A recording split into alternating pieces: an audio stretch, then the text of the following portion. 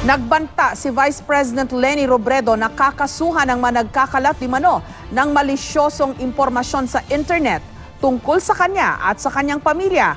Umalma naman ang misis ni Naga Mayor John Bongat na idinadawit sa tinatawag ngayong Naga Leaks. May report si Salima Refran.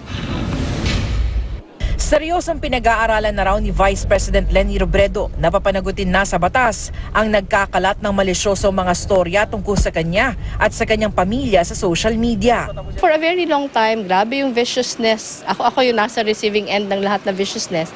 Never ko talaga sinagot. Never akong pumatol. Pero nung sinet up itong website at ang tinira ng tinira, yung yumao kong asawa, tingin ko they have crossed the line. Paglabag sa Cybercrime Prevention Act ang posible raw isang pangreklamo ni Robredo laban sa mga taong nasa likod ng website. Kasabay nito, hinihikayat din ni Robredo ang mga nabibiktima ng cyberbullying na maghain din ng reklamo. In-encourage ko mag-file ng kaso kasi kung hindi, magpe-persist lang siya eh. It doesn't matter kung supporter nino. Pero yung mas maayos, ilagay siya sa tamang forum kesa nag-aaway online. Naging panauhing pandangal si Robredo sa inauguration ng Ilang-Ilang Center na isang processing center sa Anao, Tarlac.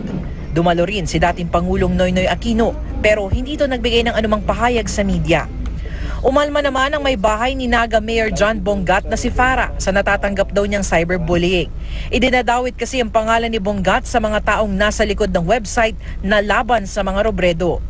We call upon our fellow constituents of our beloved city of Naga.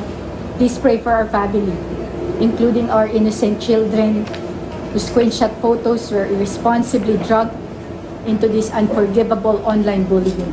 Hindi naman nagbigay ng pahayag si Robredo tungkol rito. Salima Refran, GMA News.